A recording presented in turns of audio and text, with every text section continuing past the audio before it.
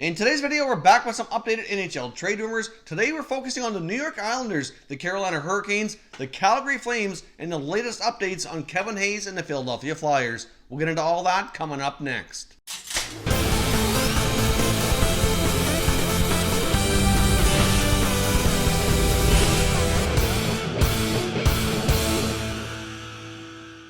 Welcome back to Top Shelf Hockey. If you're new to the channel, thanks for stopping by. We review and discuss all 31 NHL teams, so if you're a huge hockey fan, consider subscribing and clicking the bell so you don't miss anything.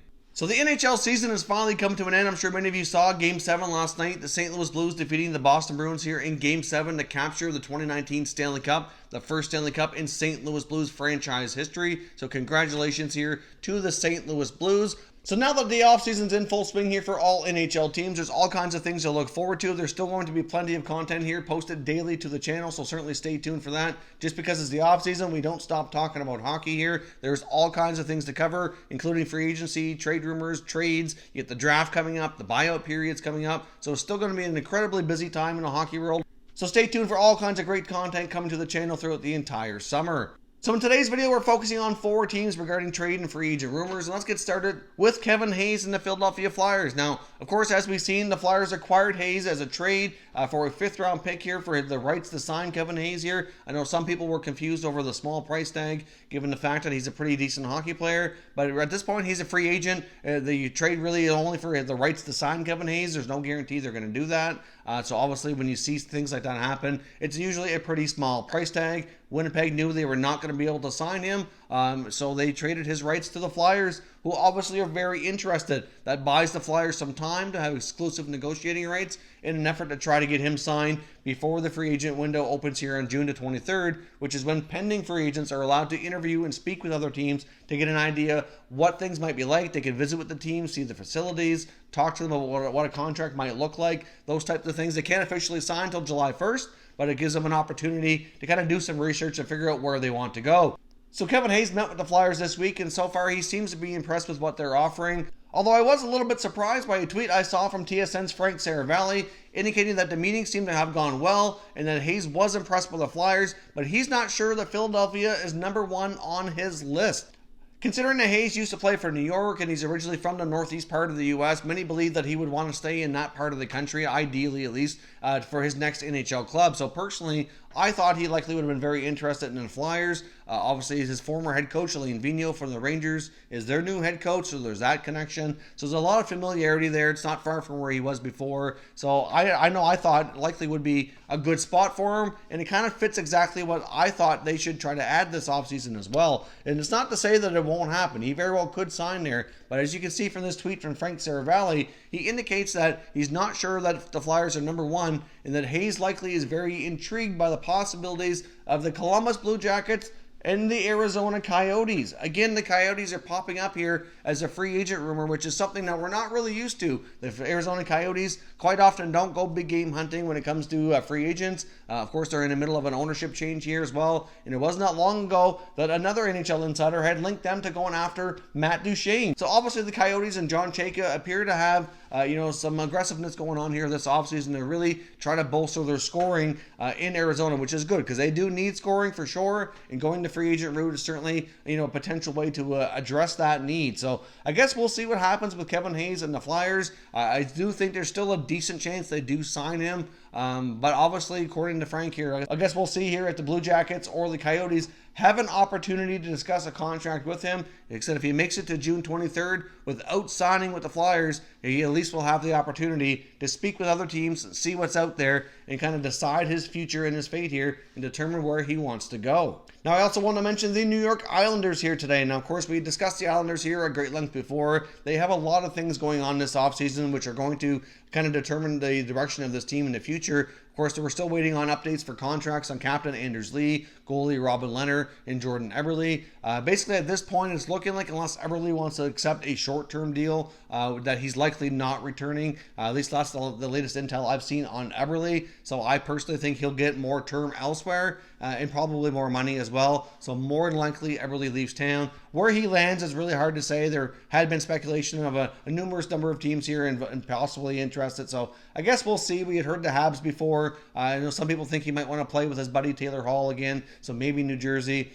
Really hard to say. I think he will get a fair bit of interest, and we'll see where he goes. But once we have more information, we'll discuss him further. Of course, Anders Lee, the big sticking point there, really appears to be term. I think they're pretty well set somewhere in that $6.5 to $7 million range. I don't think there's a whole lot of issues based on what I can see here on money, but he wants the longer term, and the Islanders want the shorter term. Now, he's already 29 years old, so they don't want to go to a 7 or 8 year deal. They would prefer something a little bit shorter, and that seems to be the major sticking point here right now.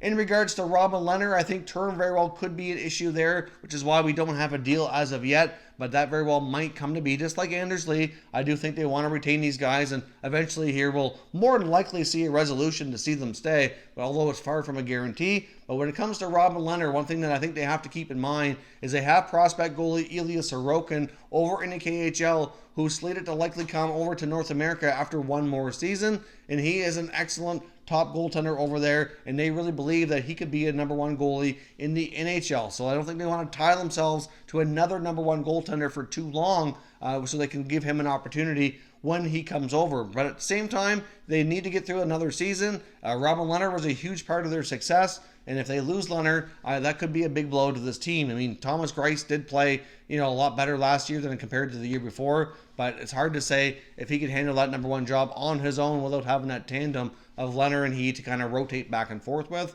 So I do think that more than likely Robin Lehner wants more term. The Islanders are probably preferring shorter term. Even though Lehner had an awesome year last year, at the same time, it's really the first time in a while that he's had an awesome year, and he's never performed that well before anyway, so they might want a shorter term deal, which will allow him to continue to prove himself here and maybe justify a longer term contract next time around. I don't know, but it's not a given that Lee and Lehner both stay with the Islanders. I know they seem to be trying hard to retain them, but there's not a ton of updates right now besides what we already know, where term seems to be the sticking point. But one player they do appear set to be trading is defenseman Nick Leddy. I know for some of you that might not make a lot of sense, but based on what they're trying to accomplish here, even though they have lots of cap space, if they can get Lee and Lehner signed, that's going to eat up a fair bit of it, and they are expected to also be, probably a tad bit aggressive in free agency as well. The other thing going on with Leddy is the fact that they likely want to make some room on the blue line. They do have Noah Dobson coming in from junior, who's a back-to-back Memorial Cup champion. In my opinion, he was the best defenseman in Canadian junior hockey last year, and I do see him earning a roster spot with the Islanders next year. So they do have some other guys, like we saw the emergence of like Ryan Pollock, who's been really developing offensively as well. They have other guys under contract here for the short term as well. So I think they want to make some room on the blue line, and Leddy's a player who still has some value. They can still probably get something decent in return. The speculation is out there that they're looking for a fairly high draft pick. It may not be a first rounder. They're looking for some future assets in regards to a higher draft pick and maybe a decent prospect. So I guess we'll see what the Islanders proceed with there. Obviously, offers are going to determine what they do, but I would not be surprised to see Nick Leddy be a player we see traded possibly around the NHL draft. Jumping over to the Carolina Hurricanes, it's been speculated for a long time that a defenseman was going to be traded in order to help bring them in some more scoring on the forward group, and which really would make a lot of sense. They got quite far in the Stanley Cup playoffs this year. They really had a resurgence this year. Storm Surge was fun to watch, and obviously the Hurricanes need to be able to take it a step further. If they're really going to be considered as serious cup contenders and division leaders, they need to be able to score more goals. They need some more offense, which is going to happen a little bit from their young guys continuing to develop, but they could certainly use another forward who could really help with that offense, and trading a defenseman to accomplish that, I think, would be the best way to go. And now, according to Pierre Maguire feels that the most likely defenseman to be traded is Dougie Hamilton. He feels, based on playoff play and how the regular season ended, that Brett Pesce would not be traded. I think we can say for sure that Justin Falk is a maybe.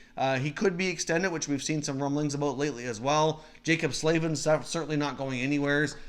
So it seems as though, according to him, he feels Hamilton would be the one to go, due to the fact that even though he can produce offensively, defensively he didn't have a strong year, not the greatest on that end of the ice, and that might be the route that the Carolina Hurricanes take. Now, of course, as we know, I don't have him linked to any particular team, but we know from the past that the Hurricanes had a ton of interest in a couple of the Maple Leafs forwards, and those two teams had a lot of talks back when the William Nylander contract was not settled yet. So could they possibly revisit We know we've seen many times that the Leafs are looking for a right shot D. We've seen that the Hurricanes are looking for scoring. Maybe those two teams are destined to finally make a deal. I don't know. That's just speculation on my part. I know there was just based on previous interest, but we'll see. But he feels that Dougie Hamilton likely is a player who could find himself on the move yet again here for a guy who's still relatively young and a relatively good hockey player. He's already played in Boston, Calgary, Carolina. He could be on to his fourth team already. So I guess we'll see what happens with the Hurricanes this summer. Another defenseman likely going to find himself on the move is Calgary Flames D, TJ Brodie. Now, we discussed a few days ago the possibility that they do want to trade a defenseman, and it could be Brodie or Travis Hamonic. There are reports out there surfacing now that they might have changed their mind and want to keep Hamonic and very well could offer him a contract extension after July 1st and extend him this summer, and that Brodie might be the odd man out here and the guy they prefer to trade. Obviously, they don't have a ton of cap space. They're going to have a fairly substantial contract to do for Matthew Tkachuk, and they have some other things to look after. They probably want to shake up that blue line anyways and kind of obviously try to retool here a little bit after a very disappointing first-round playoff loss. Obviously, Brodie's not the only name with the Flames that's been mentioned. We've seen James Neal be out there in trade rumors too, but because of his performance last year, he's going to be tough to move, and they might have to eat another bad contract. In return, if they go down that road, we discussed the possibility between the Canucks and Oilers, between Lucic, Eriksson, Neal. They all have a player with a bad contract. Maybe we could see some swaps that way. So it's, not completely rule it out. I do think it's possible those teams could talk and make something like that happen, but we don't have any additional intel right now on James Neal. But the word out of Calgary is that TJ Brodie likely would be the one to be traded, likely for future assets to kind of clear some more cap space after other team needs, as well as satisfy Matthew Tkachuk on the other contracts that need to be looked after in Calgary this offseason. So, of course, as always, I want to hear your thoughts and opinions on all the latest talk and speculation that we discussed here today. What do you think about Kevin Hayes? Is he going to go to Philadelphia, or could he possibly land in Arizona or Columbus? That's certainly come out of nowhere, in my opinion. I did not expect that, as well as some of these other defensemen who could be on the move. Seems to be a lot of defensemen in the trade rumor mill right now. Could Dougie Hamilton find himself on the move yet again? Let me know your thoughts and opinions down in the comments, and we'll continue the conversation. If you're new to the channel, I hope you consider subscribing. We cover all 31 NHL teams, and there's plenty of content here for all hockey fans to enjoy. So if you're new, subscribe for more content just like this one. There will be plenty more NHL trade and free agent rumors coming up over the next week or so. We got the draft coming up a week from Friday, so there's going to be tons of talk. I will keep you up to date with all the latest, so stay tuned for that. Thank you very much for watching, and I will catch you next time.